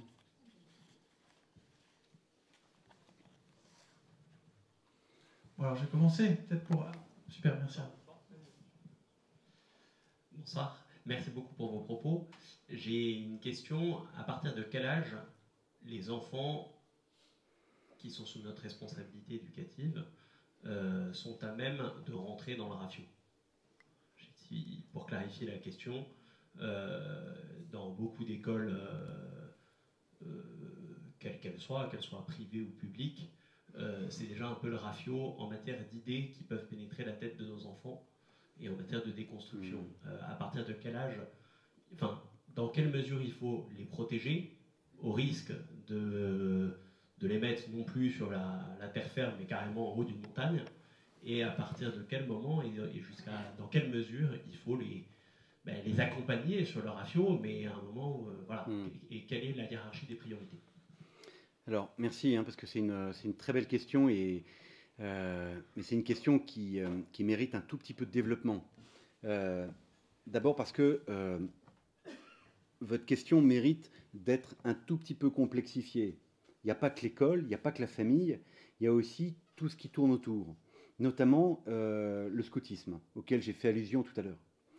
Quand vous avez un enfant qui n'a aucune autre activité que l'école et qui vit en famille et à l'école, j'ai envie de dire, il y a intérêt à ce que l'école ne vienne pas trop perturber ce qui se vit sur le plan familial. Mais quand vous avez à côté soit le scoutisme, soit le patronage, soit un engagement dans la paroisse, dans un mouvement, qui permet de faire le lien entre ce que je vis en famille et ce que je peux intégrer et vivre dans une relation à l'extérieur de la famille, qui est une vie sociale dans laquelle j'aime à goûter la cohérence de ce que me transmettent mes parents, soit dans des jeux, soit dans les activités de construction, soit dans une vie d'amitié solidaire ou autre. Il va y avoir un équilibre qui va se mettre en place. Après, deuxième élément de complexité, c'est évidemment l'âge des enfants. Je ne dirais pas la même chose à l'école, au collège et au lycée. Et ensuite, je ne dirais pas la même chose pour... j'ai 3 filles et un garçon. Je ne dirais pas la même chose pour mes 4 enfants. Alors, je ne sais pas combien vous avez d'enfants, mais pour chacun de vos enfants, il faudrait, pour bien faire, apporter une réponse différente. Ça ne veut pas dire des environnements différents, hein, mais ça veut dire que va rentrer en ligne de compte, par exemple, le fait que la maman puisse, ou le papa, être disponible. Est-ce que la maman travaille ou est-ce qu'elle est à mi-temps? C'est pas du tout la même chose. Si l'enfant se retrouve dans un environnement que je vais dire hostile, c'est-à-dire dans un collège dans lequel les relations c'est un peu n'importe quoi, voilà, et l'enseignement malheureusement c'est pas terrible, mais on n'a pas le choix, d'abord parce qu'on n'a pas les moyens de les mettre ailleurs, ou parce que c'est beaucoup trop éloigné. On a fait le choix de ce collège parce que c'est juste à côté, mais la maman du petit Guillaume ne travaille pas, et il se trouve qu'elle a le temps de traiter, au sens où on traite, vous voyez, un sujet, au sens où on traite un matériau, au sens où il y a un traitement de tout ce qui ressort et de tout ce qui vient de la journée. Il faut savoir qu'un enfant ne raconte pas sa journée deux fois. Donc il la raconte à la babysitter en sortant de l'école, mais il la racontera rarement une deuxième fois, même si sa mère lui essaye de lui tirer les verres du nez. Raconte, mais c'est bon, ça va, voilà, c'était une journée, voilà. Bon. Et en fait, il se trouve qu'il a raconté à la babysitter que le petit copain là lui avait montré un film qui était bizarre sur le téléphone juste après le sport là dans le vestiaire. Il montrait un film bizarre. Bon, la babysitter, elle a pas tiqué. Elle dit, ah bon, bizarre, bon, voilà. Une mère, elle entend ça. Mais, enfin, excusez-moi, mais immédiatement, elle prend son gamin, elle dit, mon chéri, de quoi tu me parles? Il y avait quoi sur ce film? Et puis on va commencer une conversation. Et est-ce que c'est dramatique qu'il ait vu le film? Ça dépend quel âge et ça dépend quoi. Si c'est à 7 ans ou à 9 ans, c'est-à-dire avant sa puberté, ça veut dire que ça transforme toute sa vie sexuelle en espèce de truc monstrueux, bizarre, avec des comportements un peu, excusez-moi, mais un peu dégueulasses, quoi, pour lui, si c'est de la pornographie. Si c'est après ou pendant, ça ne va pas être traité de la même façon tout à fait. Mais quoi qu'il arrive, ça arrive, malheureusement, et vous le savez bien, ça n'arrive pas que dans des établissements publics. Ça peut arriver même dans un établissement privé hors contrat. Vous voyez, dans lequel malheureusement il y a des trucs qui tournent. Et quoi qu'il arrive, il est important qu'effectivement l'enfant il puisse avoir à ce moment-là, eh bien, à la maison, quelqu'un qui va accueillir cette parole. Je terminerai en vous disant que il est sûr que la tentation amiche, on l'a tous à partir du moment où on a une conscience aiguë de l'état du monde et des enjeux éducatifs de nos enfants. Et si on a cette double conscience en nous, on est forcément tenté par la vie d'amiche, en se disant si on pouvait se retrouver avec les untels et les untels dans le même village, à construire notre petite école et à vivre ensemble avec monsieur le curé, ce serait quand même génial, quoi. Ce serait quand même génial. Et je le dis même, et je le dis sans ironie, vous comprenez bien, hein. C'est-à-dire que je comprends cette tentation et même je la partage. En revanche, ouvrir les enfants au monde doit se faire, et doit se faire progressivement. Ça peut se faire par la conversation familiale, ça peut se faire par le fait qu'un jour, comme ça m'est arrivé une fois, au moment de la manif pour tous, j'ai une de mes filles qui rentre à la maison et qui dit « Papa, pourquoi nous on est une famille homophobe ?» Je vous laisse imaginer ce qu'elle avait entendu. D'accord? On va à la manif pour tous, donc, voilà. Heureusement qu'elle l'a sorti. Imaginez qu'elle ne l'ait pas sorti, qu'elle ait gardé ça pendant des années. Elle avait, je crois qu'elle avait 12 ans, 11 ans à l'époque. Heureusement qu'elle l'a sorti. Et je pense que, et heureusement qu'à ce moment-là, j'ai pu l'entendre aussi, et puis qu'on a pu avoir une conversation. Je peux vous dire que c'est une conversation qui a duré sur plusieurs semaines. Elle revenait régulièrement, et puis ils avaient plein de questions. Et je pense en fait que on ne met pas suffisamment, de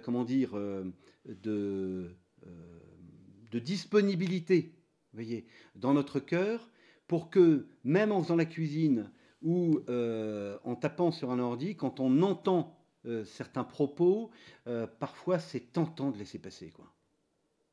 Parfois c'est tentant de laisser passer. Et je pense que le monde rentre aujourd'hui beaucoup plus qu'il y a 20 ans dans les familles, qu'on le veuille ou non, par les téléphones ou par toute forme d'écran ou par les petits camarades, et que ce n'est pas nous qui allons exposer nos enfants au monde, c'est finalement le monde qui rentre dans leur cœur, dans leur culture progressivement, et c'est à nous de le traiter. Et le plus important, c'est effectivement de traiter ce qui ceux qui rentrent, sachant que les plus gros dégâts sont faits malheureusement aujourd'hui par les réseaux. Il y a alors ceux qui voudraient se convaincre de cela, lisez le livre du docteur Labouré sur parler d'Internet à vos enfants parler du porno à vos enfants avant qu'Internet s'en charge. C'est le titre du livre. Et évidemment, là, il se passe tout un tas de choses dans le cœur des enfants. Il y a une vingtaine d'années, il y avait que les garçons qui étaient touchés. En tous les cas, dans mon enfance, c'est certain. Aujourd'hui, c'est garçons et filles confondus. Et Dr Labouré donne des chiffres. C'est garçons et filles confondus et à égalité qui, en 5e, 4e, 3e, seconde, sont touchés par ça. Et ils sont aujourd'hui majoritaires en France à consommer de la pornographie. Je ferme cette parenthèse sur la pornographie, qui est un sujet d'addiction très grave. Simplement pour terminer, parce que vous avez fait allusion en creux dans votre question à la question scolaire et à la question, d'une certaine manière, du hors-contrat. Moi, je pense que là où c'est possible, et quand c'est possible, géographiquement et familialement, c'est intéressant, effectivement, que lire, écrire, parler, compter se vivent dans une pédagogie traditionnelle. Quand cette pédagogie traditionnelle existe dans l'enseignement catholique, ben, génial. Et il y a des écoles qui la retrouvent aujourd'hui. Quand ça n'existe pas, moi je préconise évidemment une école hors contrat, parce qu'on sait à quel point les fondamentaux dont je parlais tout à l'heure pour la liberté intellectuelle de l'enfant se trouvent à ce moment-là. Et ensuite, le critère pour le collège, pour moi le critère pour le collège est moins intellectuel que affectif, relationnel. Ce qui va être déterminant à l'âge du collège, c'est la qualité des amitiés. Ce qui va perturber gravement l'éducation que vous allez donner à vos enfants, ou au contraire, la supporter, la porter et l'élever, c'est la qualité des amitiés de vos enfants. Et à la limite, excusez-moi, qu'ils aient un mauvais niveau en collège, mais de très belles amitiés, je pense que c'est préférable. S'ils ont les deux, bah, c'est génial. Mais voilà.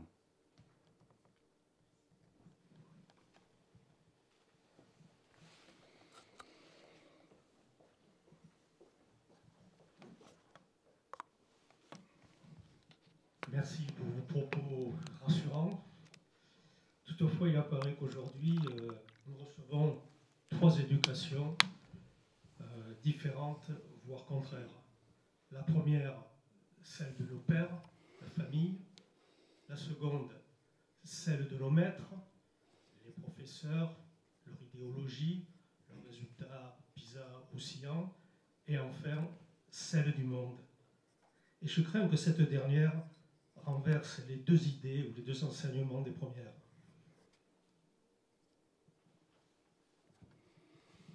Alors, merci pour cette question qui va me permettre de dire une chose que je n'avais pas encore dit ce soir, mais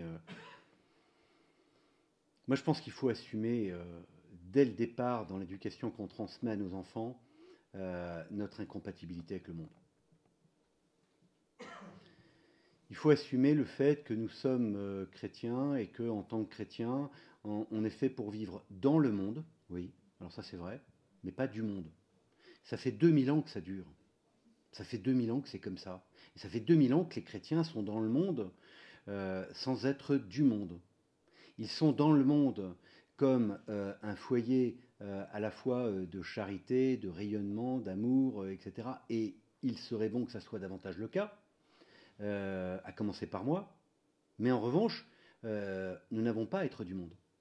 Et qu'un des grands défis de l'Église et des chrétiens aujourd'hui, c'est d'accepter cette incompatibilité. Parce qu'à force de rechercher la compatibilité avec le monde, nos enfants, effectivement, vivent une certaine confusion entre la parole des pères, des maîtres et du monde. Qui sont tes maîtres? Vous savez, cette fameuse expression. Qui sont tes maîtres? Nos maîtres sont effectivement ceux qui nous ont façonnés intellectuellement, ou spirituellement, ou moralement. Parfois ce sont nos pères, mais parfois non. Parfois ce sont nos lectures, parfois ce sont des rencontres, parfois ce sont les éducateurs, parfois c'est notre premier patron, parfois c'est etc. Quels sont nos maîtres renvoie effectivement à un choix, et à un choix libre. Est-ce qu'on choisit nos maîtres, ou est-ce qu'on les subit? Quand on les subit, je pense que c'est le monde dont on parle. Quand on les choisit, alors c'est véritablement des maîtres. Et un des enjeux de l'éducation est d'aider nos enfants à choisir leur bon maître. Tout en assumant au départ l'incompatibilité avec le monde. Parce que sinon, eh ben, vous avez parfaitement raison. Sinon, je crains que vous ayez raison, et sinon, je crains qu'effectivement, le monde écrase la responsabilité de nos maîtres et l'efficience de nos maîtres dans notre intelligence, dans notre vie morale, et dans l'exemplarité qu'ils représentent pour nous, pour notre vie. Il y a une nécessité aussi à témoigner dans ce domaine. Hein. C'est-à-dire, papa, c'est qui tes maîtres? Et là, on revient, excusez-moi, c'est une rengaine, hein, mais je reviens à la conversation familiale. Et finalement, moi, si je réponds à cette question à mes enfants, je ne l'ai encore jamais fait, vous voyez. Vous m'ouvrez une piste pour une prochaine conversation. D'une certaine manière, je peux leur renvoyer après, mais quel genre de maître vous aimeriez avoir? Parce que, d'une certaine manière, nous sommes à 50 ou à 70 ans, nous sommes, bon gré mal gré, bien le fruit de nos maîtres. Hein. Voilà. Choisi ou subi. Choisi ou subi. Vous savez, quand il y a tout un tas de textes là-dessus sur les addictions au smartphone, mais un philosophe récemment a sorti un texte justement pour parler des maîtres, en disant qu'il y avait une forme de magistère, de maître, vous voyez, avec le rapport qu'on a aux écrans, aux réseaux et à tous nos réseaux d'influence. Et d'une certaine manière, certains aujourd'hui se comportent à l'égard des réseaux et des influenceurs, des youtubeurs, etc., comme on se comportait autrefois à l'égard de nos maîtres.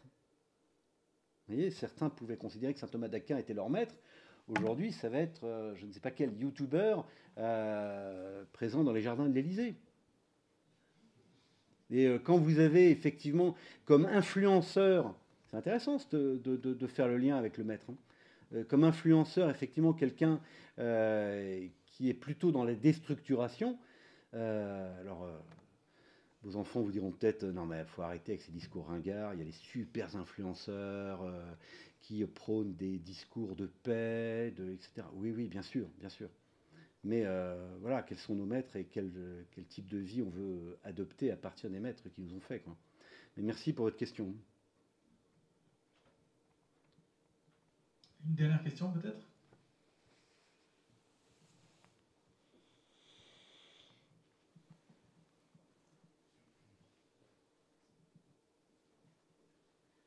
Donc ça marche, oui. Bonsoir, merci beaucoup pour cette conférence. Vous avez parlé d'éducation et d'instruction dans votre propos ce soir. Je me demandais premièrement quelle distinction vous établissez entre ces deux termes.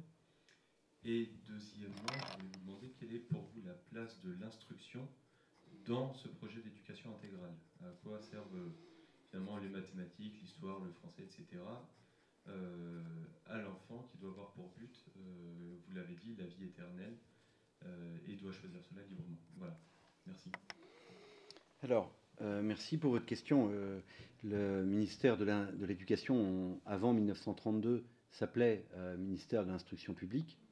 Le terme instruction renvoie donc à une transmission de connaissances, de culture, de savoir, voire de savoir-faire dans donc les études techniques et professionnelles.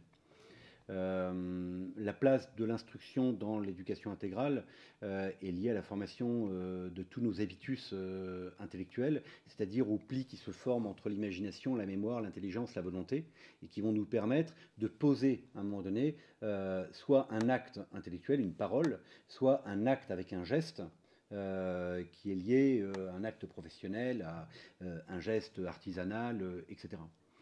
Dans l'éducation intégrale, il est, incontournable de passer par la formation de l'intelligence. Pour bien faire, tout à l'heure j'ai mis en avant la formation littéraire et l'importance de la formation littéraire dans la formation de l'intelligence.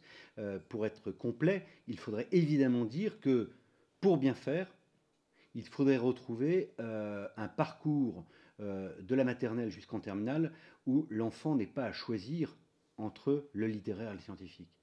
Et l'idéal serait qu'il y ait un très bon équilibre entre les deux.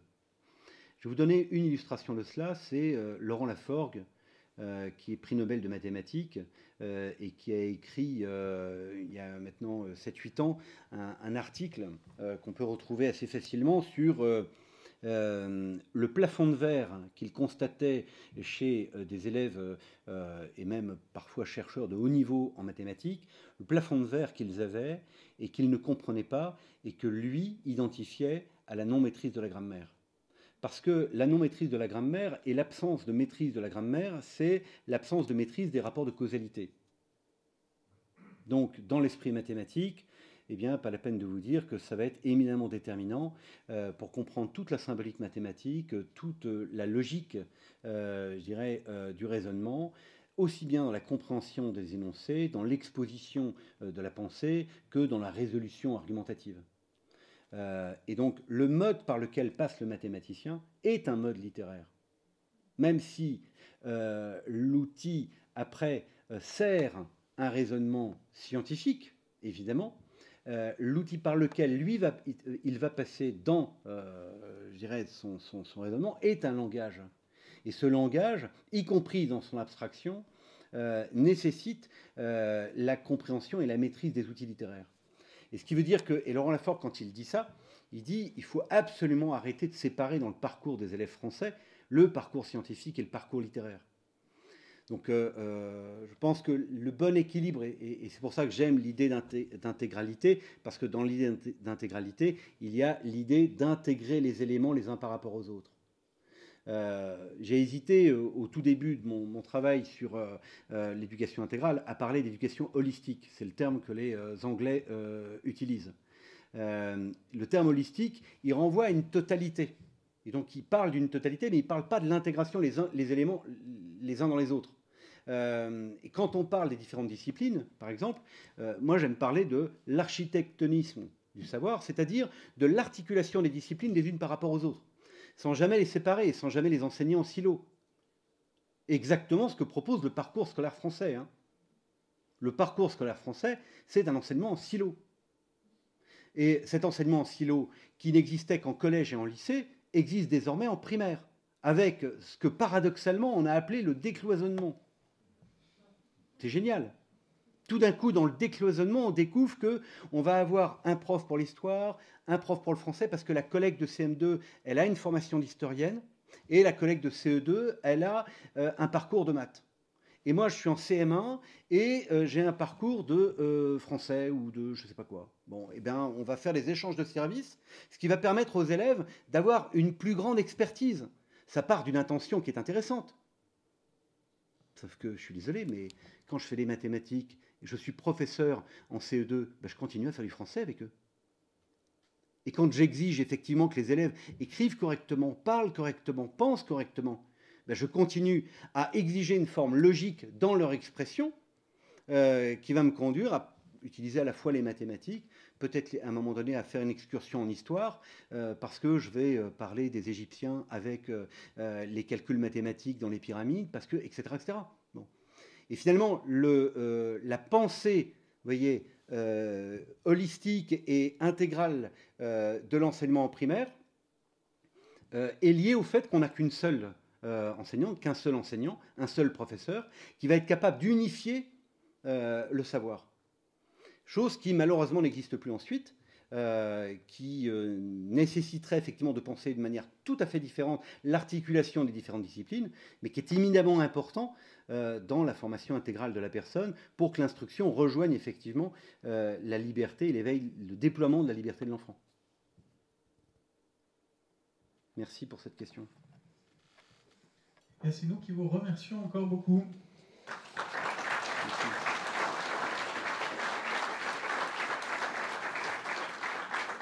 Merci beaucoup. Nous allons prier.